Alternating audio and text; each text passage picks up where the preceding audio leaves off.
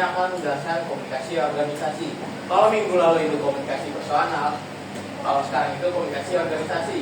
Ya, komunikasi dalam organisasi antar budaya dan lintas budaya. Nah, di sini ada anggotanya. Yang pertama itu ada Indra Febriska, ada saya sendiri, ada Pak Ramadan, ada Devi Dwi Ramadhani, ada Khairul Mahfud, ada Risa, ada Yani Gayatri, dan terakhir ada Muhammad Rifki Kusnanto. Definisi komunikasi dalam organisasi antar budaya merujuk pada interaksi komunikasi yang terjadi antara individu atau kelompok yang berasal dari budaya yang berbeda di dalam suatu organisasi. Itu kayak nggak ya? Kelihatan semuanya kan? Orangnya kelihatan semua. Tujuan komunikasi organisasi bertujuan untuk saling pengertian, yaitu upaya untuk mencapai pemahaman bersama di antara anggota organisasi. Fungsi komunikasi dalam organisasi ini menunjukkan adanya 4 fungsi, yaitu 1. Mengendalikan perilakunya anggota, 2. Menjaga tingkat motivasi, 3. Di mana emosi diekspresikan, 4. Di mana informasi diberikan. Manfaat komunikasi antar budaya dalam organisasi memiliki banyak manfaat, di antara itu 1. Menjalin ikatan. Komunikasi antar budaya dapat membantu tim untuk menjalin ikatan yang kuat. 2. Meningkatkan toleransi. Komunikasi antar budaya dapat meningkatkan toleransi bersama sehingga mengurangi kemungkinan terjadinya konflik atau benturan budaya. 3. Meningkatkan pengetahuan. Komunikasi antar budaya dapat meningkatkan pengetahuan mengenai budaya lainnya, membantu mencapai kemajuan. Komunikasi antar budaya dapat digunakan sebagai dasar untuk mencapai kemajuan dalam organisasi dan dalam menjalin hubungan internasional. Teori menurut para ahli. Asal teori Foxcast. Foxcast mengembangkan dimensi budaya yang membantu memahami perbedaan budaya antar negara dalam organisasi. Dimensi tersebut meliputi individualisme, kasus kolektivisme, sejarah kekuasaan, penghindaran ketidakpastian, maskulinitas versus feminitas, serta orientasi jangka panjang versus jangka pendek. Selanjutnya ada teori globalisasi Friedman. Thomas Friedman menjelaskan dalam teorinya bahwa globalisasi dan teknologi telah menyederhanakan komunikasi lintas budaya. Dalam organisasi internasional, pemahaman budaya global sangat penting untuk membangun hubungan kerja yang baik.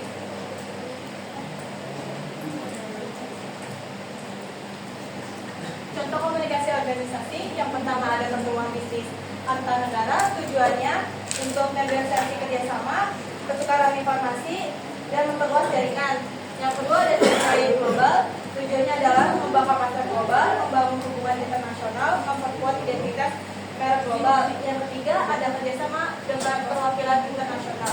Tujuannya dari kerjasama ini dengan perwakilan internasional bisa mencakup peningkatan pertukaran informasi untuk mengembangkan ekonomi serta memperkuat hubungan diplomatik dan budaya. Nah, sini ada contoh perusahaan yang beroperasi dalam konteks komunikasi organisasi lintas budaya dan antar budaya. Yang pertama itu ada perusahaan Google. Perusahaan Google ini memiliki teknologi yang global, karyawannya dari berbagai latar belakang budaya di seluruh dunia. Mereka harus mengelola komunikasi lintas budaya secara efektif karena tim mereka tersebar di berbagai negara dengan budaya yang berbeda-beda. Nah, yang kedua ada Microsoft yang sebagai perusahaan teknologi global bekerja dengan tim internasional dan pelanggan di seluruh dunia. Mereka memiliki kebijakan untuk mendorong komunikasi yang inklusif, menghormati perbedaan budaya, dan menciptakan lingkungan kerja yang mendukung keragaman. Nah, yang terakhir itu ada IKEA. IKEA adalah perusahaan furnitur asal Swedia yang beroperasi di banyak negara. Mereka sangat memperhatikan budaya lokal dalam komunikasi pemasaran dan produk mereka. Selain itu, komunikasi internal IKEA menekankan pentingnya kolaborasi lintas budaya di mana para karyawan dari berbagai latar belakang bisa bekerja sama secara efektif. Jadi kesimpulannya, komunikasi antara budaya dapat membantu menghadapi keberagaman yang ada, baik dalam lingkup individu, kelompok, maupun masyarakat global. Komunikasi antara budaya juga meminimalisir konflik atau kesalahpahaman yang mungkin terjadi. Komunikasi antara budaya dapat menambah pengetahuan bersama, saling mempelajari kebudayaan masing-masing. komunikasi antar budaya dapat menambah pengetahuan bersama. Saling komunikasi antar budaya yang efektif harus memperhatikan beberapa hal, yaitu menghormati antara budaya, menghormati budaya lain sebagai mana apa adanya, dan menghormati hak anggota budaya lain untuk tidak berbeda.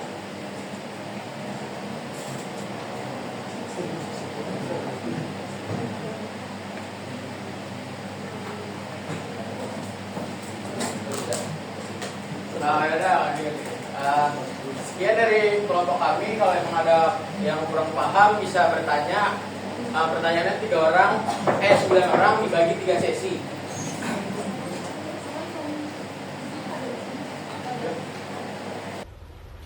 Wait a minute. Who are you? Saya Bertanya, ada yang mau bertanya?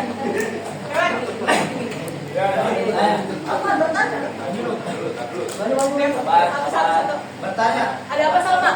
Nastia mau nanya Kak Nastia. Apa namanya? Gimana sih cara menciptakan komunikasi yang baik dan di dalam organisasi agar pencapaian tujuan organisasi? Gimana? Ada yang lagi nggak yang lain? Saya. Bima dulu. Apa perbedaan utama antara komunikasi organisasi antar budaya dan lintas budaya, serta bagaimana keduanya mempengaruhi aktivitas tim dalam lingkungan kerja yang beragam? Satu orang lagi siapa? Saya. Lalu ulang turun. Lalu turun dulu. Turun. Makanya dulu 1, 2, 3. Bertanya.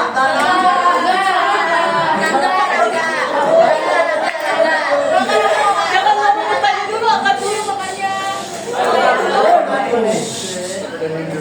Sabar ya kan, sabar nanti yang begini kok ada gantiannya.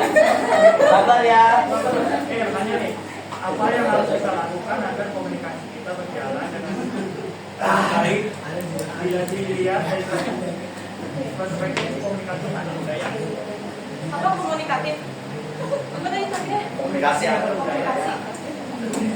Itu yang udah di perspektif ya. Sejauh ini dari pertanyaan Nastia, yang pertanyaan pertama, bagaimana menciptakan komunikasi yang baik dalam organisasi agar mencapai tujuan organisasi? Yang pertama, membangun hubungan yang kuat, sering berkumpul bareng. Yang kedua, ada bikin suasana nyaman dan positif, menciptakan vibes yang santai dan enak. Yang ketiga, menjadikan komunikasi dua arah, jangan cuma satu pihak yang ngomong terus. Yang keempat, lebih transparan dan jelas dalam mengasih informasi. Jelas Nastia?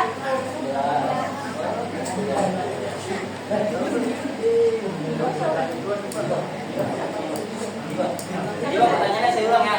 Pertanyaannya apa perbedaan utama antara komunikasi organisasi antara budaya dan lintas budaya ya? Iya. Terus serta bagaimana keduanya mempengaruhi efektivitas tim dalam lingkungan kerja yang beragam? Iya benar. Sebenarnya tuh simpelnya begini aja. Kalau perbedaan komunikasi organisasi antara budaya itu kayak kalau komunikasi antara budaya itu negara yang banyak berbagai satu negara yang berbagai macam budaya. Nah di situ komunikasi jadi di satu negara aja, tapi di banyak budaya. Kalau lintas budaya itu di berbagai banyak budaya di suatu negara, banyak negara juga. Ya. Terus ya kalau yang kedua efektivitas ya dalam lingkungan.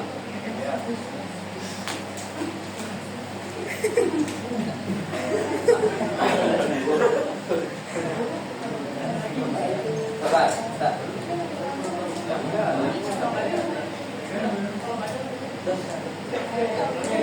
Tadi pertanyaan ketiga,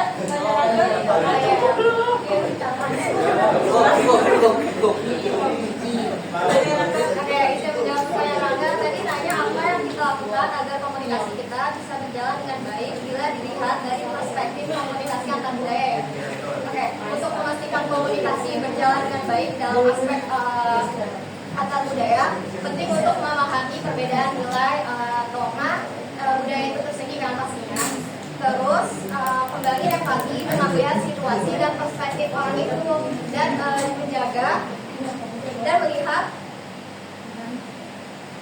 dan gunakan bahasa yang jelas bisa berbicara biar tidak terjadi kesalahpahaman. Terus lebih fleksibilitas sama gaya bicara, melihat bahwa setiap budaya kan memiliki gaya bicara yang berbeda. Ada yang berbicara secara langsung tanpa basa-basi, langsung to the point kan, dan ada juga yang bicara lebih halus. Jadi kita harus memahami sama menyeimbangkan mereka. Apa untuk menjawab? Oke. Terima kasih ya jawabannya. Oke, selanjutnya sesi kedua akan kita buka untuk kalian bisa bertanya 3 orang. Siapa namanya? Hilda. Sabar Eman. Sabar, Eman. Kita nggak mau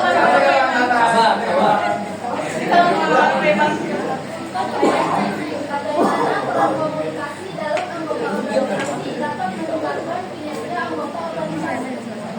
Oke, kita keep dulu pertanyaannya. Oke, selanjutnya ada yang mau nanya? Saya tutup. Sama-sama. Udah dari tadi. Sabar Eman, sabar. Sabar Kak Eman. Kak Eman ada semua orang dari cewek. Ayo, ngomong. Oke. Ada cewek semua sih. Tadi ada Rangga. Bagaimana cara menyikapi perilaku anggota Sabar Kak Eman, karena itu ada cewek. komunikasi dalam suatu organisasi?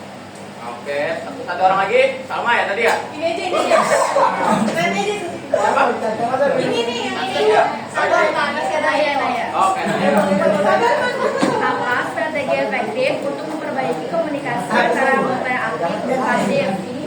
Oke. Bertiga ya? Oke, saya akan menjawab pertanyaan dari Hilda. Diulang ya. Bagaimana peran komunikasi dalam anggota organisasi dapat meningkatkan kinerja anggota organisasi? Jawabannya, peran komunikasi dalam suatu organisasi sangat penting karena akan membantu terjadinya hubungan yang baik serta koordinasi yang baik antar sesama anggota dalam mencapai tujuan organisasi. Selain itu juga komunikasi dapat memberikan dampak pada peningkatan motivasi kerja dari anggota organisasi. Oke, pertanyaan kedua saya akan jawab. Ini pertanyaan dari Asila ya. Gimana sih cara kita ngasih tahu anggota yang tidak sesuai dengan tujuan? Nah, pertama tuh kita ingatin kembali apa sih yang kita cari, apa yang kita pengen. Kalau misalnya kita kagak dapat apa yang kita pengen, pasti kita bakal bubar. Nah, kalau misalnya emang ada orang yang kayak nggak mau tujuannya sama, ya mendingan kita cut off ya daripada orang itu merusak kita semua. Nah, kalau itu mendingan oke.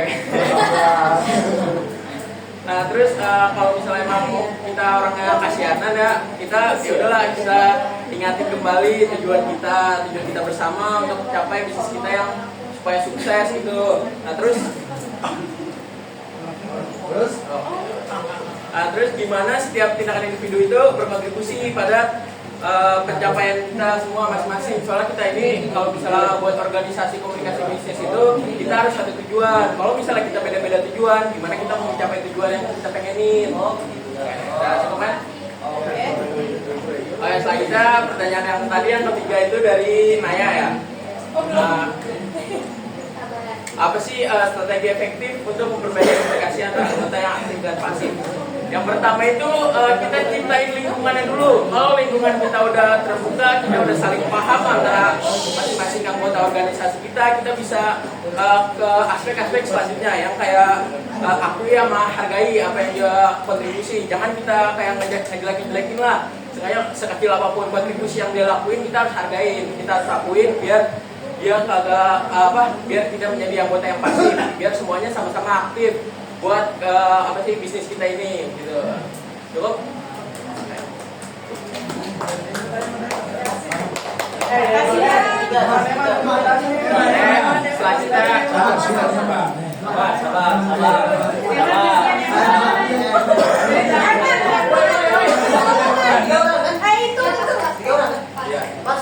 Emang terakhir ya? Emang terakhir ya?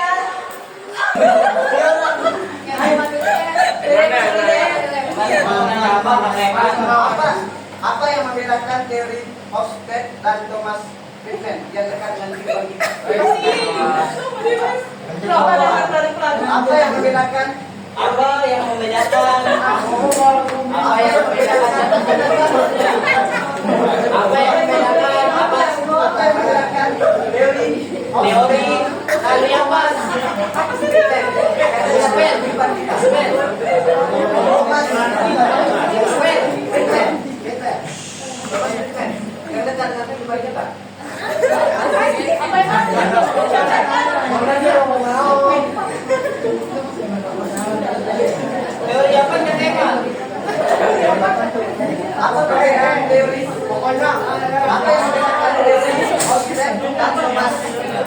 Fitment yang dekat dengan kehidupan kita.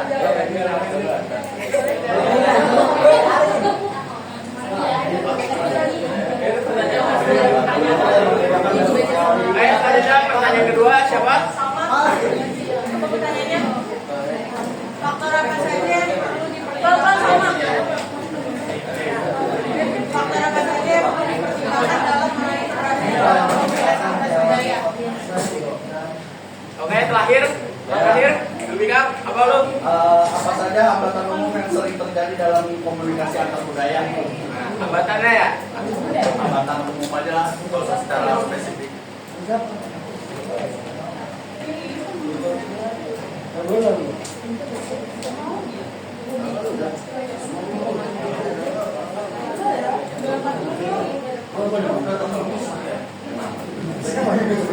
Ini jawaban Kak Eman. Kak Eman, ini jawaban Kak Eman. Ya jelasin dong, Kakak. Perbedaannya coba. Geser. Nah, ini bedanya Emang tolong didengarkan. perbedaan antara teori Hofstede sama teori apa? Lagi? Globalisasi, Friedman. Oh, organisasi Friedman. Nah, kalau misalnya teori Hofstede itu di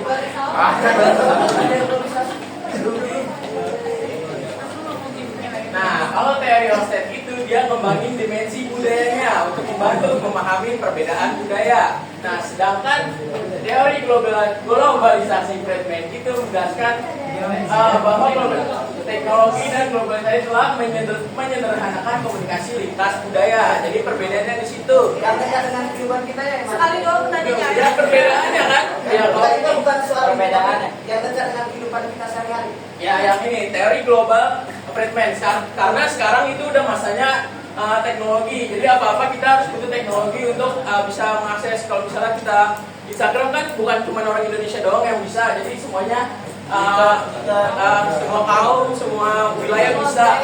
Nah, itu termasuk ke komunikasi lintas budayanya. Jadi sekarang kayak gitu. Paham nggak, Man? Terima kasih Kak Eman atas pertanyaannya ya. Sedikit saya tambahkan tentang untuk pendekatannya yang lebih baik. Teorinya siapa? Globalisasi Friedman. Friedman, 2005. Karena di tahun 2002 itu sudah dibuat mengenai tentang penggunaan Facebook ya. Yang pertama modelnya dibuat hanya untuk satu kampus. Lalu oleh siapa penemunya? Facebook.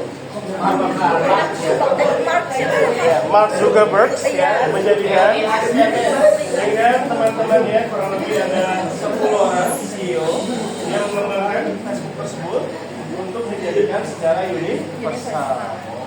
Dan awal pertamanya dia diundang ke mahkamah militer, dalam artian ini bukan untuk dipersidangkan, melainkan ditanyakan produknya ini apakah akan mengganggu stabilitas keamanan atau tidak. Nah, makanya digunakanlah di tahun 2002 belum masuk lagi ya. Itu baru di Indonesia itu masih bermainnya dengan beberapa aplikasi yang belum setara seperti Facebook ya. Masih menggunakan aplikasi yang dibawa oleh dua perusahaan terbesar internet yaitu Google dan Yahoo. Ya. Baru berkembanglah dengan namanya Microsoft ya. Walaupun operating sistem yang digunakan di dunia itu sama, yaitu menggunakan Microsoft ya. Baru sebenarnya masih banyak operating sistem yang digunakan. Karena pertambahan teknologi maka berubahlah semuanya, terkecuali untuk daerah-daerah tertentu yang ada di Indonesia. Kalau kalian suka ke Baduy, mungkin tidak akan bisa masuk menggunakan atau membawa gadget ya. Tidak bisa membawa peralatan komunikasi, baik itu handphone, kamera dan segala macamnya jika masuk ke sana. Karena memang aturan mainnya di sana adalah jauh dari peradaban saat ini perkembangan. Mereka menentukan untuk tidak bersinggungan dengan dunia luar, makanya tertutup kalau masuk ke situs itu di Indonesia ya, terutama untuk di Baduy, terusnya ada di Neglasari, ya di Tasikmalaya dan segala macamnya. Nah itu bisa diubah ketika sudah kita gunakan. Teori ini yang disebutkan di tahun 1880 ya. Awal pertamanya adalah kita ini seorang individu, ya. Dan belum begitu mengerti ya. Makanya pada tahun seperti itu, di tahun 80-an ke bawah, itu banyak banget yang merasakan perbedaan. Sekolah dulu ya, tahun 1950-an sana, 40-an sana, Indonesia itu tidak boleh, orang asli pribumi itu tidak boleh masuk ke sekolah internasional atau sekolah-sekolah rakyat. Ya. Makanya 1908 Budi Utomo mendirikan organisasi ya. Ada Budi Utomo yang mendirikan organisasi agar orang-orang Indonesia bisa belajar. Nah itu dia. Itu dimulai dari situ dan sampai dengan 1980 warna kulit itu bermasalah. Tapi kalau di Indonesia alhamdulillah tidak. Kalau di luar negeri itu bermasalah. Kalau di kita tidak. Sipit mata itu bermasalah. Tahun 98, kalian tahu kejadian reformasi, banyak orang-orang Cina yang kena dampaknya krisis moneter. Sebenarnya seharusnya sih tidak akan terjadi seperti ini ya. Cuma karena dampak dan budaya yang terjadi, maka orang-orang yang berasal dari Tiongkok atau Cina itu dimusuhin karena masalah komunikasi. Lalu di tahun 2002 barulah perkembangan di 2000 ya, perkembangan teknologi semakin meningkat ya, dari penggunaan pager ya dulu untuk alat komunikasi berubah menjadi telepon seluler, berubah menjadi handphone. Mungkin kalian kelasnya adalah kelas BlackBerry waktu lahir ya. Ya. Kelas BlackBerry ya. Ada Asia ya dengan harga murah ya. Nah langsung seperti itulah terjadi dan sekarang sudah mumpuni ketika terjadinya pandemi ya COVID-19 itu berubah semua, totalitas berubah semua, teknologi digunakan semua, bahkan dikenal dengan artificial intelligence. Jadi komunikasi yang tadinya yang kecil berubah menjadi universal ya, dari yang tadinya cuma hanya beberapa RT atau RW misalkan atau rumah saja, sekarang sudah universal. Yang tadinya orang berbicara itu dari Sabang tidak bisa terdengar, sekarang bisa terdengar. Seperti itu. Ya maka komunikasi yang terbaik adalah bagaimana kalian menyampaikan satu apa yang kalian inginkan, yang kedua alat apa yang kalian butuhkan, dan yang ketiga waktu serta tempat yang kalian kuasai gitu ya. Waktunya kapan, tempatnya seperti apa, jangan sampai menjadi sebuah konflik karena kebanyakan saat ini ada konflik interest atau konflik dalam diri kita sendiri atau dalam organisasi. Ya, mungkin itu tambahannya dari itu ya. Jadi ini memang untuk komunikasi itu luas cakupannya, jangan sampai menjadi diperkotakan ya, karena antar budaya, antar negara, antar daerah, bahkan sampai antar wilayah itu berbeda. Ya, oke, silakan. Pertanyaan yang kedua dari kakak Salma. Jadi faktor apa saja yang perlu dipertimbangkan dalam meraih keberhasilan dalam komunikasi lintas budaya? Ya, jawabannya adalah komunikasi antar budaya yang benar-benar efektif. Ada beberapa hal yang harus diperhatikan, yaitu satu, menghormati anggota budaya lain sebagai manusia. Dua, menghormati budaya lain sebagaimana apa adanya dan bukan bagaimana yang dikehendaki. Tiga, menghormati hak anggota budaya lain untuk bertindak berbeda dari cara. Sama puas pertanyaannya. Oke, terima kasih. Pertanyaan yang ketiga dari Abdul. Yang ketiga yang terakhir itu dari Zulfikar. Dari ketua. Nah, apa sih hambatan komunikasi antar budaya ya? Ya. Nah, yang pertama itu perbedaan bahasa. Nah, itu tuh perbedaan makna kata itu biasanya dapat dibanding ini ya, apa namanya, kayak kesalahpahaman. Kayak misalnya di bahasa ini artinya apa, di tempat lain biasanya beda tuh. Nah terus itu biasanya dari ini bahasa tubuh, gesturnya kadang kan beda-beda juga, sama ekspresi mukanya tuh kadang juga beda. Nah terus yang ada ini juga ada kurangnya pengetahuan. Nah kurang pengetahuan itu tentang budaya lain. Jadi kita kayak misalnya kita mau nanya apa, tapi kita sendiri aja nggak tahu gimana. Jadinya jadi bingung sendiri gitu. Jadi muncul lagi kesalahpahamannya.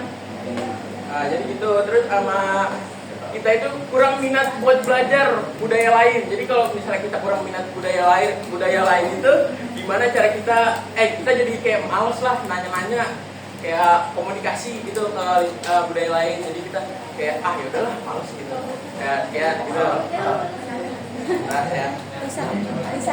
Ini ceritanya tentang kampus kalian ya, Unindra ya. Jadi Unindra itu sebagai alat komunikasi yang digunakan ke mancanegara, bukan di Indonesia. Ke mancanegara itu adalah menggunakan apa? Alat komunikasi ya. Kampus kalian menggunakan apa alat komunikasi? Sampai terkenal, tidak? Tidak, tapi menggunakan salah satu budaya dari Pulau Jawa, yaitu wayang. Jadi wayang itu diperkenalkan ke seluruh dunia oleh kampus kalian, ya, di kampus kalian ini sebagai alat komunikasi untuk mempersatukan kebudayaan yang berada di dunia. Di Indonesia itu dikenalkan seperti itu. Bahkan banyak yang mempelajari mengenai tentang wayang. Jadi banyak orang mancanegara yang datang ke kampus kalian itu untuk mempelajari wayang. Mahasiswanya belajar wayang. Mudah-mudahan bisa belajar mengenai tentang wayang. Karena wayang ini merupakan salah satu alat dan budaya ya untuk komunikasi. Budaya dijelaskan ke wayang. Makanya setiap ulang tahunnya kampus itu yang ditampilkan adalah wayang. Kalau masuk sih coba ya. Karena ekskul sebenarnya. Jilid kegiatan mahasiswa. Ya, kita kenalan. Buat opening video. Iya, buat opening video. Oh, buat thumbnail. Ya, jadi itu salah satu organisasi. Oke, saya kembalikan ke Oke, sekian dari presentasi kelompok kami. Kurang lebihnya mohon maaf. Wassalamualaikum warahmatullahi wabarakatuh. She's an icon, she's a legend, and she is the moment. Now come on now. Pakai slide yang pertama. Jangan ngalangin. Pakai slide yang pertama. Munduran. Dah, 1, 2, 3.